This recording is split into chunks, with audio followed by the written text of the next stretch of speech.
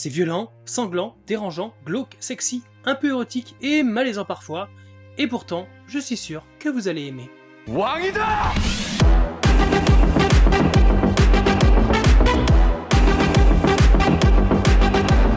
Wow.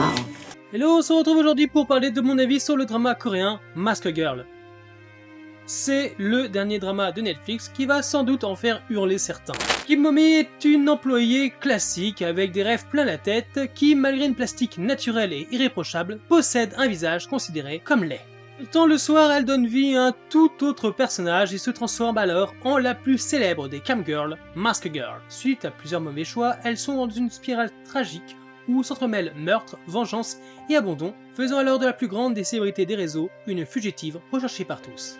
Le drama est basé sur le webtoon du même nom. C'est une série quand même un peu trailer qui regorge de meurtres, d'identités secrètes et d'histoires sur la chirurgie plastique. Je trouve qu'elle se démarque assez des autres K-dramas proposés par Netflix, car là on est sur des choix quand même assez audacieux et des commentaires sociaux quand même assez forts qui pourraient rappeler Squid Game. Avec ses nombreux rebondissements, le drama démarre en force. Images corporelles tordues, idées tordues de la beauté, liens familiaux tordus et relations tordues, bienvenue dans un tout nouveau monde. Mais avant tout, laisse-moi te spécifier d'une petite chose. Il n'y a pas de romance. Ou alors, tu n'as rien compris au principe de consentement. Mais c'est plutôt une fenêtre sur la réalité sombre des normes de la beauté sociétale et sur la façon dont elles peuvent affecter une personne, la poussant si loin que cela finit par détruire plus que sa vie. Il s'agit également de parler de traumatisme générationnel et de la façon dont la parentalité malsaine dans la petite enfance et au-delà peut vraiment nuire à une personne. La série dure 7 épisodes, ce qui est bien plus court que le plus petit format que Netflix nous a habitués. Et vu qu'il y en a qui se plaignent quand on n'a que 8 épisodes, et souvent j'ai envie de dire à juste titre, car la série peut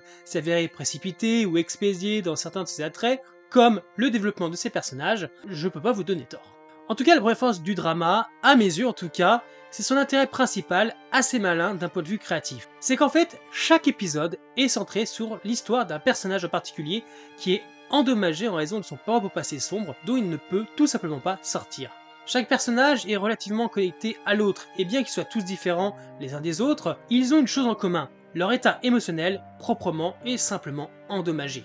Oui, autant dire, on va suivre des personnages qui sont des loques émotionnelles complètes. Pour tout vous dire, l'héroïne n'avait qu'un désir, être populaire et aimée de tous. Mais elle va finir par vivre une vie ordinaire, comme tout autre employé de bureau, après que sa mère et le monde en général lui aient fait bien comprendre qu'elle n'est pas belle et que personne ne l'obsédera avec son visage. Mais avec le boom de l'internet et du streaming web du début des années 2000, Momi peut vivre ses rêves en se transformant en Mask Girl après ses heures de boulot, où elle reçoit les éloges et l'amour dont elle a besoin de la part d'étrangers qui la regardent se produire en ligne. Et ceci va nous renvoyer notre propre quotidien, notre propre expérience, car il ne faut pas oublier que de nos jours, les réseaux sociaux sont facteurs de beaucoup de détresse morale, car les gens qui s'y affichent s'exposent aux critiques ou aux encouragements de leurs followers. Une barrière qu'on peut quand même qualifier d'assez maigre, car le fan d'hier peut devenir le haters de demain, sans raison ou par le simple fait d'être déçu de sa personnalité favorite. Oui, le drama va commencer direct par aborder les enjeux politiques liés à l'apparence, mais va révéler aussi rapidement que le scénariste de cette histoire n'a pas vraiment d'amour ni d'empathie pour ces personnages qui ne correspondent pas aux standards de beauté établis par la société. Car chaque personnage de la série, peu importe leur importance, va souffrir d'une manière ou d'une autre en raison de son apparence ou de sa tragédie personnelle. La série réussit donc à nous faire passer le message en termes de critique sur la superficialité et surtout sur l'apparence. Et la manière dont l'invisibilité, la méchanceté gratuite, les préjugés liés à la personnalité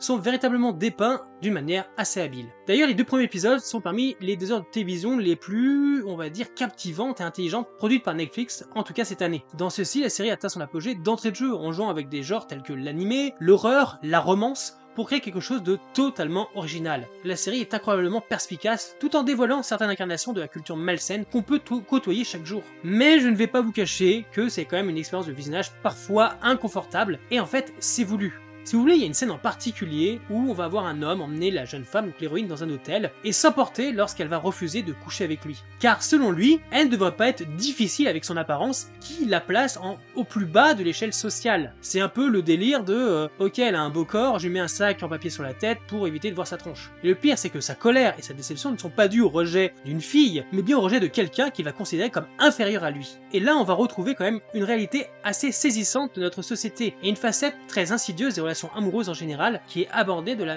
meilleure manière qui soit pour bien dénoncer cet état de fait. J'ai d'ailleurs beaucoup aimé le focus et le questionnement qu'on peut se poser autour du thème de la chirurgie esthétique. Parce que la société a quand même tendance à ridiculiser la chirurgie comme si c'était de la faute de ceux qui ont recours de ne pas avoir confiance à leur apparence. Alors que ce sont quand même les autres, plus précisément, ceux qui jugent avec condescendance, qui les rendent mal à l'aise. Être bien avec son corps, avec son visage, avec son apparence, c'est une chose, mais constamment rappeler, même si c'est de manière positive en disant tu n'as rien à changer ou autre chose, contribue quand même à ce malaise intérieur. C'est quand même un drama qui est écrit de manière à nous faire réfléchir. La narration est captivante, elle nous tient en haleine quant à ce qui va se passer ensuite et suscite des discussions une fois qu'on a terminé de la regarder. Et elle va même éviter les éternels discours moralisateurs. Et on verra même les extrêmes représentés. Dans ce drama, ils sont quand même assez nécessaires pour susciter ces interrogations. Alors, j'ai pas encore parlé du casting, qui à mon sens est au top, et chacun des acteurs campe son personnage avec un talent indéniable. Et la première actrice jouant l'héroïne faisait d'ailleurs ses débuts avec ce rôle. Mais je ne vais pas vous cacher que mon intérêt principal de regarder le drama fut la présence de Im Ji-ha, alias Nana du groupe After School, qui est véritablement époustouflante une nouvelle fois dans son rôle. Mais avant d'aller plus loin, si mon avis te plaît jusque-là, si tu y es arrivé, eh bien laisse-moi un petit pouce. Et on va entrer dans une partie spoil, car en fait, il y a pas mal de choses dont je vais vous parler, surtout au niveau des personnages. Alors, si tu as vu le drama, on continue. Sinon, eh bien je t'invite à te rendre dans le sommaire en description pour voir à quel temps tu peux reprendre.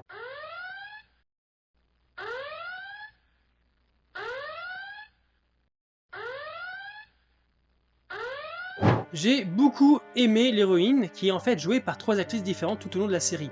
On va voir la débutante, Lee Han-byul, qui va incarner la version LED, et quand même avec une justesse assez pathétique. On sent bien le malaise du personnage. Puis, tu vas voir la star de K-pop Nana qui va reprendre le flambeau avec sa nouvelle apparence, enfin plutôt son nouveau visage qui convient avec son corps parfait, mais qui porte quand même assez bien son passé laid. Et enfin, la célèbre actrice et vétérante Go Yoon-jun qui va reprendre le rôle dans l'épisode final, en raison d'un bond significatif dans le temps. Peu importe l'actrice, j'ai beaucoup aimé le personnage de Mommy, tout simplement parce que j'ai vraiment senti à chaque instant le malaise perpétuel dans lequel elle se trouve, quand elle est laide, quand elle devient belle, ou tout simplement quand elle a peur de mourir. D'ailleurs, j'ai pas trop compris à un moment donné, et ça nous est pas expliqué, ce qui est assez dommage, c'est pourquoi elle s'est rendue, qu'est-ce qui s'est passé, pourquoi elle s'est rendue, elle n'a même pas été arrêtée, reconnue, arrêtée, non, elle s'est rendue, ça on ne l'explique pas, et je trouve ça vraiment très dommage. Ah oui, j'ai oublié de vous dire, spoil sur les personnages, mais aussi je vais dévoiler ce qui ne va pas. Autre questionnement sur l'héroïne, elle nous apprend qu'elle est enceinte, et j'ai un problème de temporalité, alors peut-être que vous n'avez pas eu le même que moi, et peut-être vous pourriez m'expliquer si vous avez compris. On est d'accord que jusqu'à peu près 3-4 mois, une femme enceinte, enfin, le ventre arrondi d'une femme enceinte ne se voit quasiment pas, on est d'accord. J'arrive pas à croire qu'il n'y a que 3 ou 4 mois qui s'est passé entre le moment où elle a tué le personnage du mec, là, collègue, et quand elle se rend compte qu'elle est enceinte. Parce que, entre-temps, il y a sa mère qui s'inquiétait pour lui, qui a découvert le cadavre de l'homme qu'il a tué. Ensuite, on l'a retrouvé, elle a récupéré ses affaires, et elle va apprendre à utiliser un ordinateur. Puis ensuite, il va y avoir tout le truc d'enquête pour essayer de retrouver tout ça.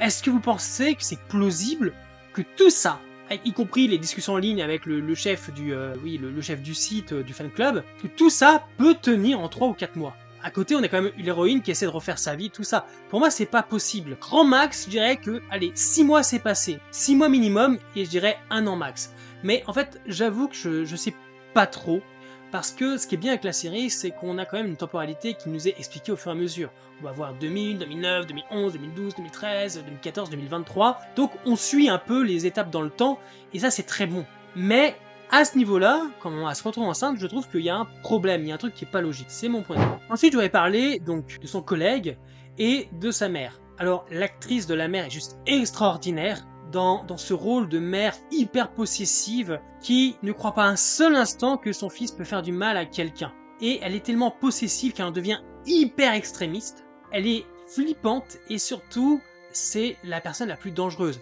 Que tu le veuilles ou non, malgré tous les bons sentiments qu'il pouvait avoir envers Mommy, il l'a en fin de compte violée parce que il a une vision altérée de la relation sexuelle. Pour lui qui a vécu dans la 3e dimension, on peut voir dans son appartement, il y a des figurines de personnages d'animés dénudés, il regarde des tas d'animés, des hentai, des ecchi, et il passe son temps à mater des camgirls et à leur donner des cœurs, enfin de l'argent, tout ça. Dans sa vision, il a créé une proximité avec sa camgirl préférée, Et encore plus quand parce qu'il est pas con, il est quand même assez intelligent, il découvre sa véritable identité. Et c'est là que c'est intéressant, c'est qu'il se fiche de son visage parce que pour lui, elle est belle, peu importe tout ça, et c'est pour ça qu'il va lui venir en aide. Donc il y a quand même ce côté très positif, mais en même temps, il est hyper dangereux parce que, comme je le disais, il a une vision complètement altérée de la réalité, des relations amoureuses et surtout de la relation sexuelle. Les preuves sont constamment là, il y a quand même des études de cas, il y a des psychologues qui expliquent la personnalité de son fils, et la mère ne veut pas y croire. Elle pense que toutes ces personnes transforment la vérité que elle connaît de son fils, alors que c'est elle qui ne le connaît absolument pas. Et on le voit en fait, son fils se désintéresse complètement de sa mère, et sa mère refuse de comprendre, d'apprendre à le connaître véritablement, et même après sa mort. Et c'est là le problème en fait, la plupart des personnages, ils sont tellement dans l'extrémisme qu'ils ne se rendent pas compte qu'ils deviennent ce qu'ils essayent de chasser et surtout de détruire. Et ça se voit constamment. Le personnage de la mère, aussi extraordinaire soit-il en termes de jeu, en termes d'écriture, est juste la pire pourriture du drama, enfin je pense. Et pour finir, on va avoir la fille. Honnêtement, moi c'est un personnage que je trouve qui n'apporte rien. Tous les épisodes avec elle sont pas forcément intéressants. Dès le moment où la fille apparaît, on tombe dans la facilité, dans le déjà vu, dans le on s'en fout quoi. Et ce qui me sidère en fait autour de ce personnage, c'est qu'il n'y a jamais personne qui va lui dire la vérité. Il lui dit pas qui est son père, encore bon, ça je peux comprendre. Sa mère, c'est passe sous silence, sa grand-mère lui en veut, elle a une autre grand-mère qu'elle ignore, c'est grand-mère paternelle, va essayer de la tuer pour se venger de sa mère. Elle aura été maltraitée par un personnage hyper cruel, qui refuse de voir une réalité, qui n'avait pas conscience qu'elle allait tuer le dernier membre de sa famille, même si elle l'ignorait. Je vais vous avouer que le drama m'a beaucoup plu dès le départ, malgré le sentiment quand même assez glauque et cringe qu'il m'a transmis. En passant, je me souviens pas avoir vu autant de cul nu à l'écran. Alors c'est un florilège tout le long du drama, assez fou. En tout cas, les thèmes du drama et surtout son déroulé sont fascinants. C'est une sorte de plaisir coupable qu'on n'avouerait jamais au même titre que la passion de l'un des personnages pour les camgirls, mais malheureusement on va finir par craquer sous la pression de sa propre originalité. Sans parler sans doute du plus gros point faible du drama, son rythme, qui est lent, parfois insupportable, et qui va nuire à l'effet angoissant de l'intrigue. C'est ainsi que la série va tomber malheureusement dans le piège, comme bien d'autres séries à l'intrigue de style feuilleton, en privilégiant les rebondissements inattendus au détriment du développement réaliste de ces personnages. Et c'est dommage. En fait, cette critique va se centrer surtout sur la deuxième moitié de Mask Girl. Le drama va tenter de provoquer donc des surprises, de la stupéfaction, mais toutes les révélations vont être tellement forcées qu'elles vont plus susciter de la frustration qu'autre chose. La série va vraiment se perdre dans la facilité et le déjà-vu, au point de la transformer en une vengeance bâclée qui ne répond pas vraiment aux questions qu'on peut avoir soulevées tout au long du drama. En fait, Mask Girl commence de manière quand même assez superbe, avec toutes les meilleures idées possibles, avec une grande originalité dans son propos, mais ne parvient pas, en fin de compte, à aller jusqu'au bout de celui-ci. Pour moi, je pense que le drama, et je sens que certains vont hurler, aurait pu très bien faire juste 4 épisodes. C'était parfait. Dès le moment où elle se rend, fin de l'histoire, on avait clôturé l'histoire de l'héroïne, il n'y avait rien de besoin de plus. Ceci dit, le 6e épisode était le plus intéressant des 3 derniers pour nous convaincre du talent indéniable de Nana. J'ai jamais vu un tel coup de boule.